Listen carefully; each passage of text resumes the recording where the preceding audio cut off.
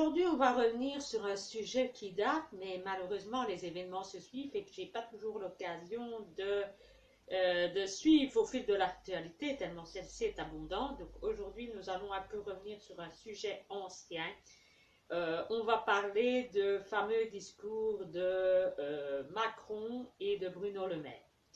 Dans le discours de Macron, il nous avait indiqué il y a un certain temps que c'était la fin de l'abondance. Au départ, on a eu la guerre, puis on a eu la fin de l'abondance. Et Bruno Le Maire, lui, parlait plutôt de fin de l'inflation en 2023. Alors, qui des deux a raison? Bien, il faut aller plutôt dans le sens que c'est le président, M. Macron, qui a la bonne réponse, puisqu'il faut bien considérer que nous sommes à une période où on a mis un terme à l'abondance. Et c'est donc un paradoxe entre ce que Macron dit et ce que Bruno Le Maire dit. Deuxième élément de discordance entre eux deux, c'est que Bruno Le Maire a l'air plutôt de dire en 2023, avec une date très fixe, ce sera la fin de l'inflation.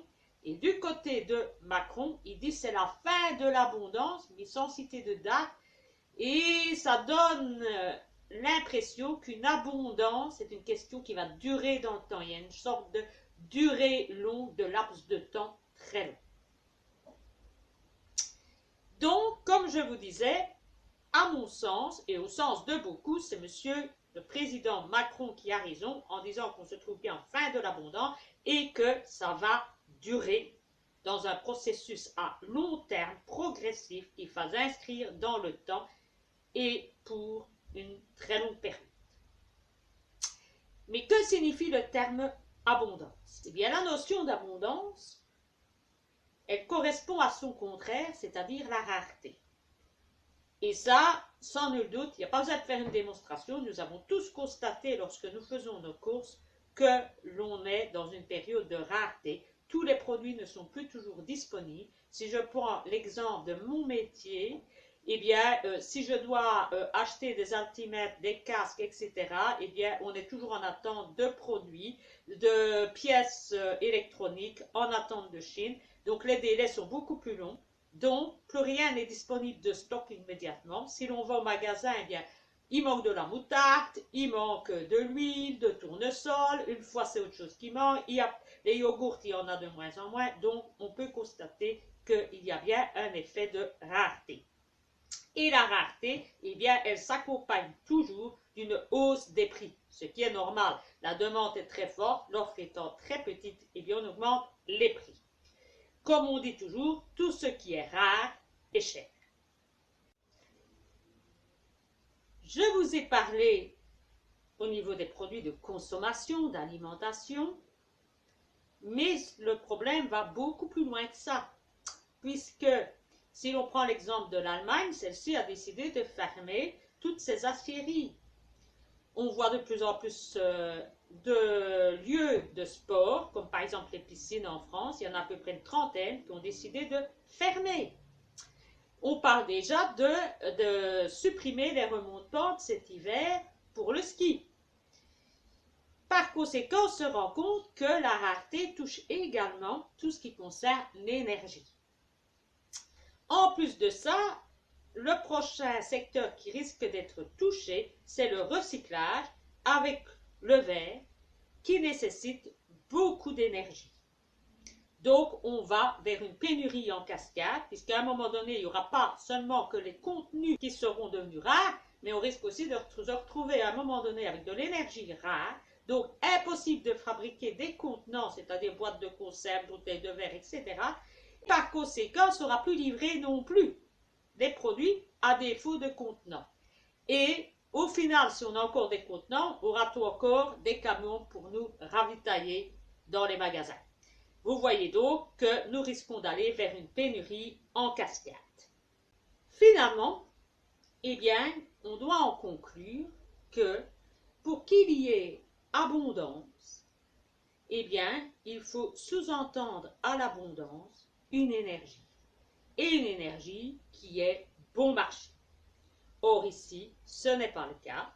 Et on peut résumer ça en disant, il n'y a pas d'économie sans énergie, c'est-à-dire sans flux. Alors, est-ce qu'on va en mourir?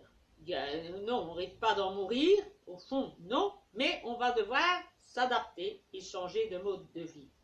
On l'a déjà fait par le passé. Évidemment, c'est beaucoup plus facile de changer et d'adapter son mode de vie en un mode de croissance que dans un mode de décroissance comme on est en train de le vivre. Le mode de décroissance, c'est en général lié à une guerre. Ceux qui ont vécu la Deuxième Guerre mondiale, évidemment, ils ont été soumis à des tickets de rationnement. Ils ont appris à vivre en décroissant, mais ils en ont survécu. Ils ont adapté leur manière de vivre et s'en sont sortis. Dans les années 70, on a eu une crise énergétique. Et bien, on s'en est sorti. On a limité ses déplacements et on s'est adapté. Hein? Ça, c'est une façon de voir les choses. Est-ce au fond réellement mauvais pour notre système? Peut-être pas sur le plan philosophique, même si pour le plan matériel ça nous fait mal, mais ça va peut-être nous donner une bonne claque pour nous réapprendre à vivre correctement, sans gaspiller, parce que comme on le sait tous, nous vivions dans une société de gaspillage. Quand il restait 4-5 tartines dans un sac à pain qui était dur, on le jetait. Au mieux, on tapait pour les oiseaux. Et actuellement, on en fera du pain perdu ou des tartines grillées, etc. On n'ira plus non plus vers du matériel électronique qui est très fragile, qui coûte très cher. On ira peut-être plus vers des appareils électroménagers ou professionnels, durables, plus simples, avec moins d'électronique et beaucoup plus solides. On va devoir évidemment s'adapter. Et peut-être qu'au fond, c'est peut-être une bonne chose qui nous apprendra à revivre autrement et de manière plus essentielle. Voilà, c'est une toute petite vidéo aujourd'hui. C'était juste une question de philosophie sur ce qui avait été précédemment. Et je vous dis à bientôt, parce que j'aurai un peu plus le temps, parce que je suis assez occupée ces 2 derniers jours avec des problèmes personnels. Donc voilà, d'où le petit sujet aujourd'hui qui tombait à pic, puisque je n'ai pas le temps de me consacrer plus longtemps à une vidéo.